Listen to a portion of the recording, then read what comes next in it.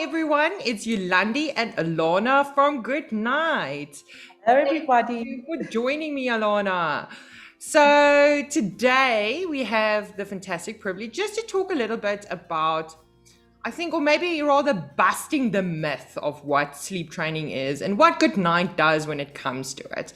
Because even the controversy surrounding sleep training still remains after years and years and years of doing it. I still get people who have I don't know if you want to say the wrong impression, or maybe it's a naive impression. I don't really know what it is, but that people really think that we're torturing babies and don't care about the whole system.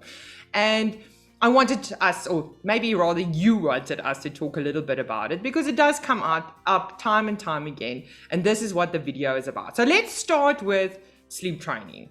What is sleep training for you, Alana, when you talk about sleep training? Or do you even dare to use the word sleep training?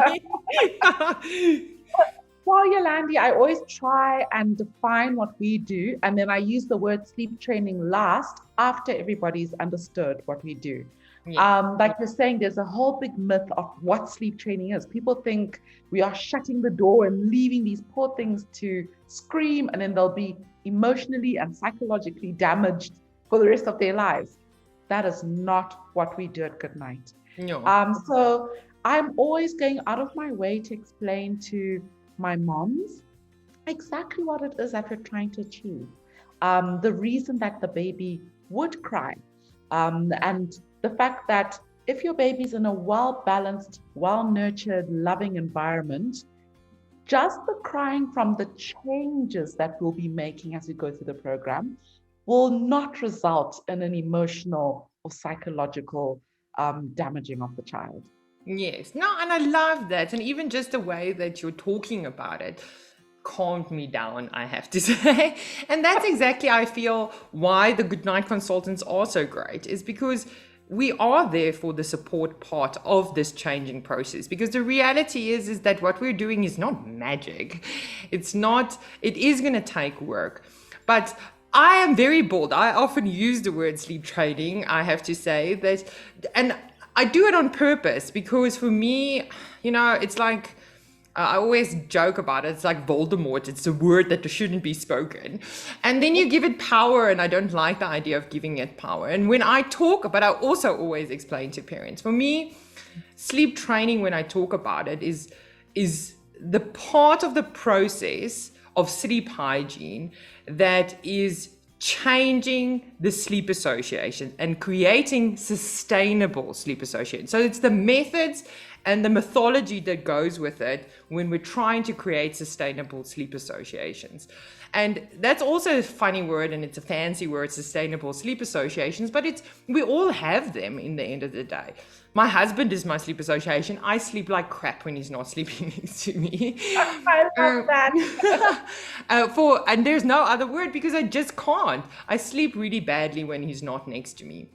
And so children also, and babies also have sleep associations, but you want to create sustainable ones, and certain ones are not sustainable, like feeding your baby to sleep. In the end of the day, it's great, but you're not going to be able to feed your 6-year-old anymore to sleep. So you want to create something for forever and that you are going to be able to do. And remember, when we talk about creating these sustainable sleep associations, we never talk about newborn babies, because often people associate these things with all children, and newborn babies cannot have bad sleep associations. So you need to spoil them. There's no need to worry about spoiling them because technically you can't. You can do whatever you want for a newborn baby.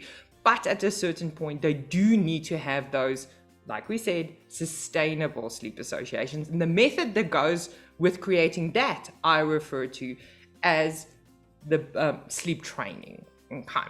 But that's also only one of the building blocks. Exactly. And then we do have 6 other building blocks. And for me, the thing is that people always only focus on that one building block. And just because it's a harder building block to implement doesn't make it more important or less important. You need to have the other building blocks in place as well. You can't just have that one. You can't sleep train your child and you give them a liter of Coke before they go to bed, that baby's still not going to be sleeping. So you need to, when you create those sustainable sleep associations, ensure you have all those building blocks in place. Environment, nutrition, a routine and schedule during the day, and the bedtime routine. That was really insightful, and I think parents are going to benefit so much from just understanding what sleep training is and what we do as Good Night. So I thank you for your time. I hope you have a wonderful day. Good night. Have a great day. Bye.